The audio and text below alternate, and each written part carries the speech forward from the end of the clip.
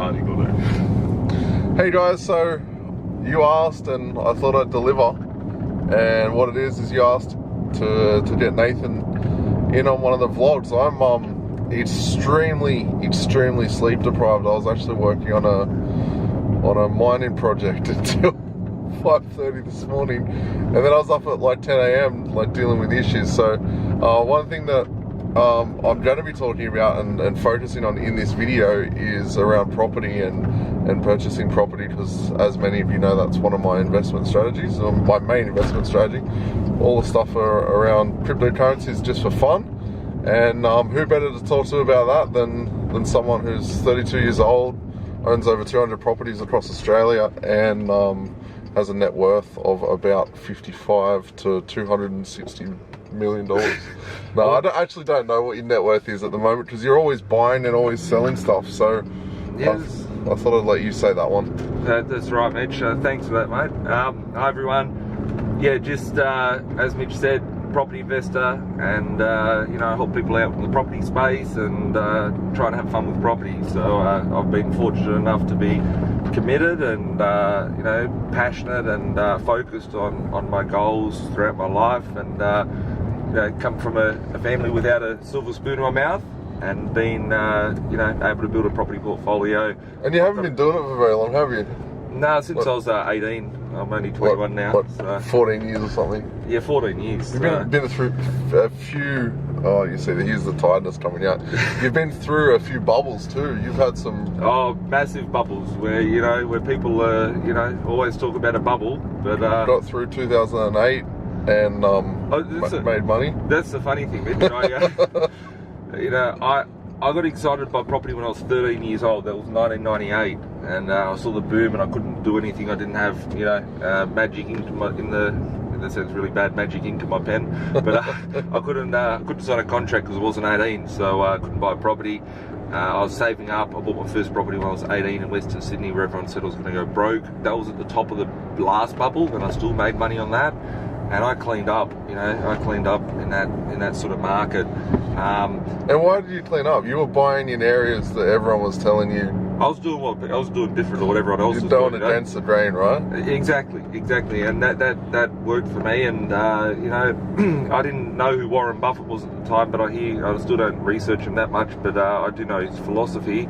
And a lot of people obviously relate my strategy back to, you know, that strategy for property. You know, buying properties that are below market value, making sure that there's an upside for growth, and making sure that they've got a good cash flow. So, you know, I'm a long-term property holder. I don't, you know, buy and flip properties. I do sell some properties. Over the years, I probably bought closer to, you know, 250, 300 properties. Truth be known, I sell properties off just every now and then to replenish stock or whatever comes on the day. But current holdings over the 200. I've got I'm going to enter a new phase of my property investing journey shortly. Are you actually talking about that yet publicly, or are you still? I always throw stuff out there on videos, you know. But yeah, with it, I looking at the portfolio, I've been buying. You know, when I was buying properties in Western Sydney for, you know, 150,000, 200,000, people said I was stupid, I was going to go broke, all that sort of stuff. I hear the same things today as well,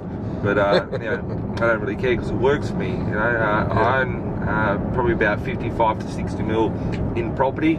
I'm an investor. I invest in lots of different things nowadays. Property has been the thing that's made me successful. My investing has been a strategy that's worked for me. I have, you know, lots of business interests. I have lots of other investments that I invest in as well.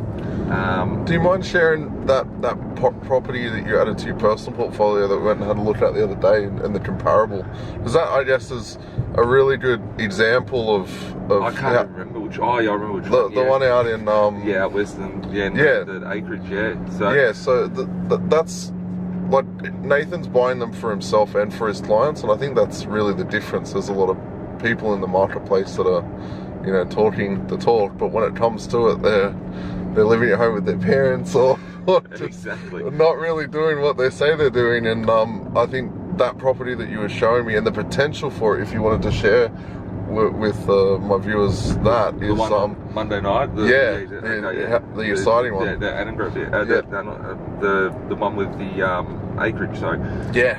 So yeah, with the property I've been buying, over the last decade, lots of little things in Sydney and whatnot, and I see there's an opportunity where there's a big end of town that's moving up, and I try and prognosticate and see what the future will hold in the next 10, 15, 20 years. And the one thing I see is that the Sydney market, we're undersupplied, we don't have enough stock.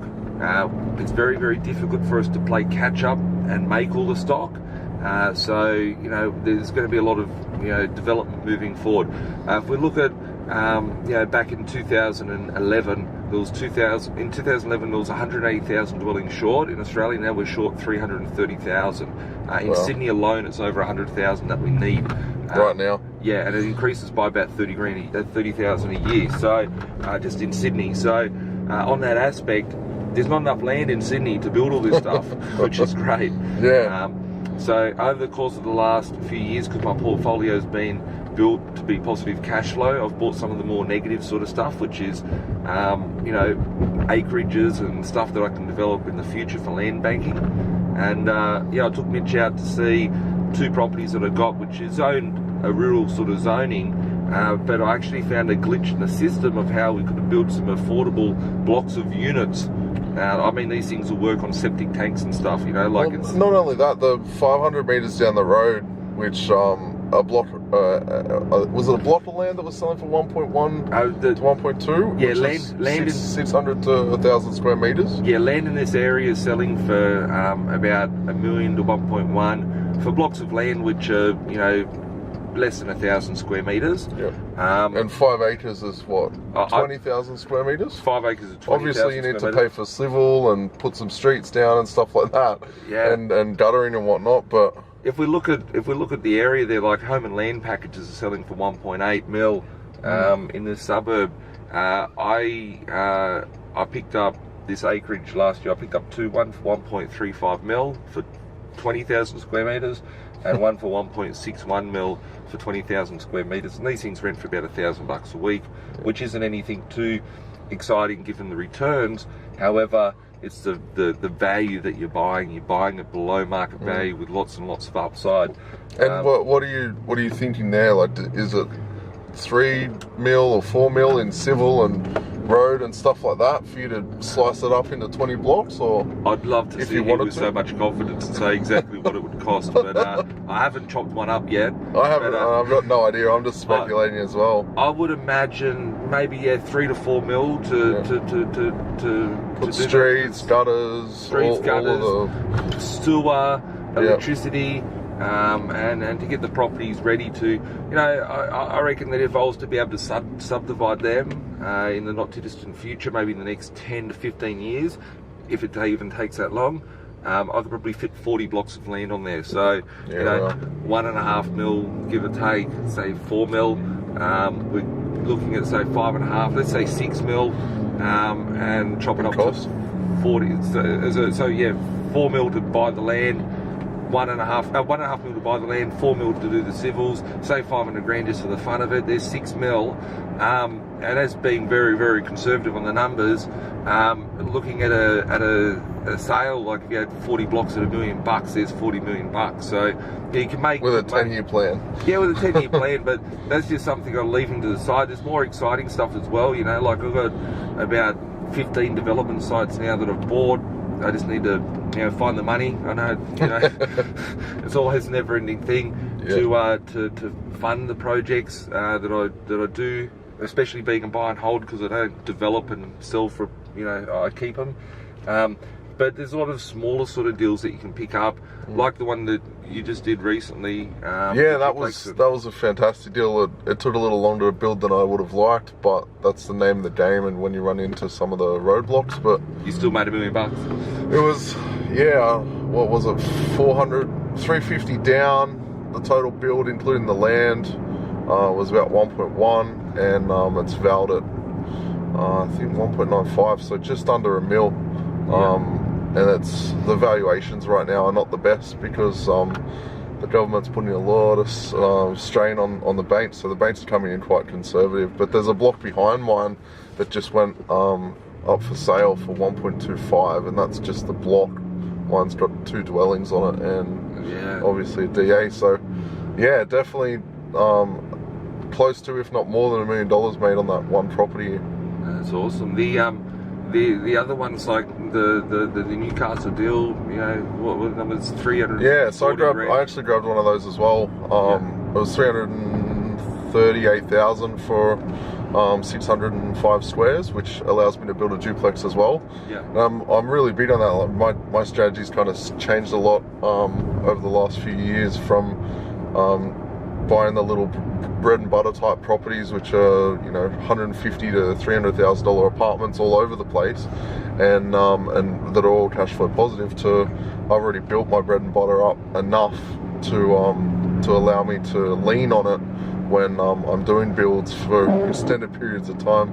So I'm going to be doing another duplex, and yeah, my strategy's completely changed. So like 340, 450, you're into it for 800. Yeah. I logged on the realestate.com about a week ago, and they're selling at the 580k mark each. So, you know, for 800 grand, which you'd probably put down maybe 160 grand. Yep. 160 grand that you'd put down as capital. That's using a 20% deposit. You'd be looking at, you know, a profit of $400,000 in 12 months. So I bought 4 in there.